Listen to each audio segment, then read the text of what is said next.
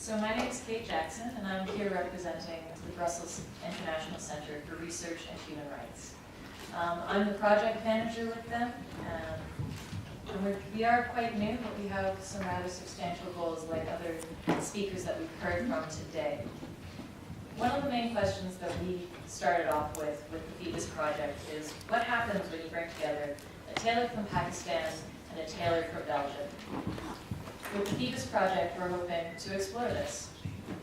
This project is a series of workshops that is designed to focus around skills transferability, and it's aimed to assist in the integration process. We are going to be working with tailors who have been living and working in Brussels or Belgium for at least the past few years, and who have a basic or a fluency in either French, English, or Dutch, and also refugees who have experience in tailoring, their language we're going to work with later.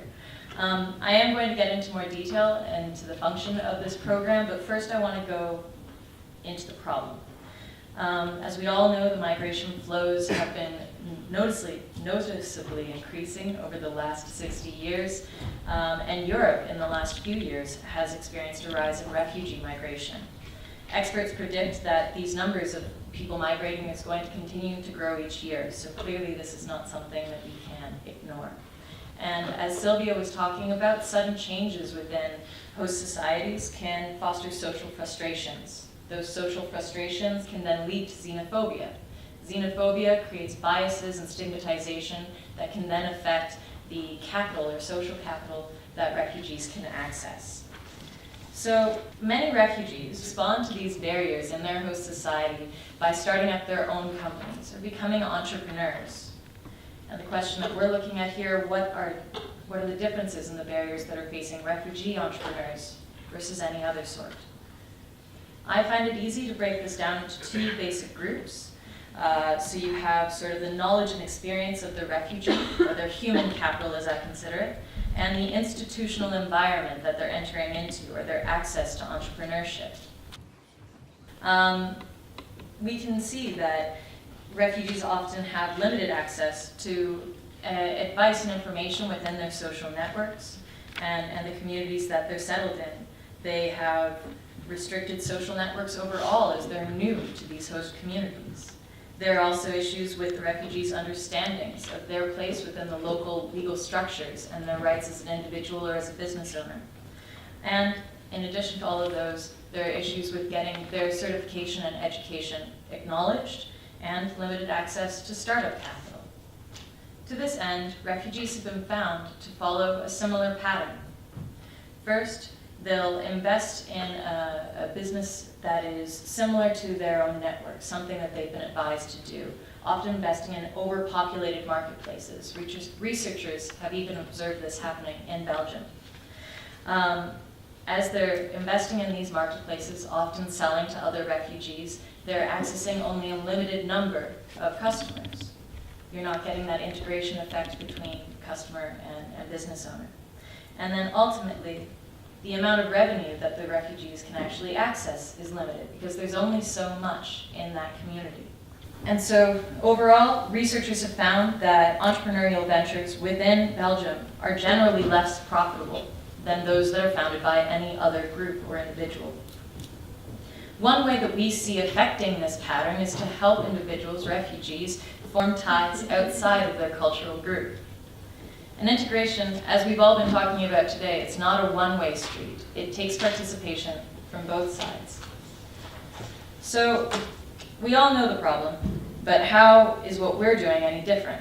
Many countries, such as Germany, Sweden, and Belgium, rely on language and integration programming to catch refugees up to speed on the local economy and on the language.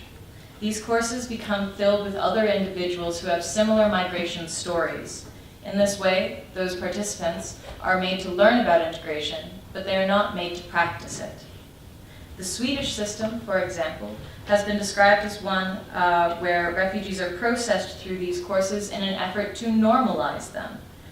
And once again, I highlight that this is very one way.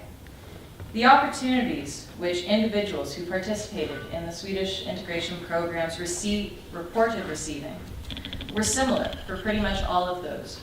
regardless of their skills or experience. When given the chance to work, researchers reported within this Swedish system that refugees were all being offered the same positions. They're offered positions as an act of charity and not so much a response to the individual's skill.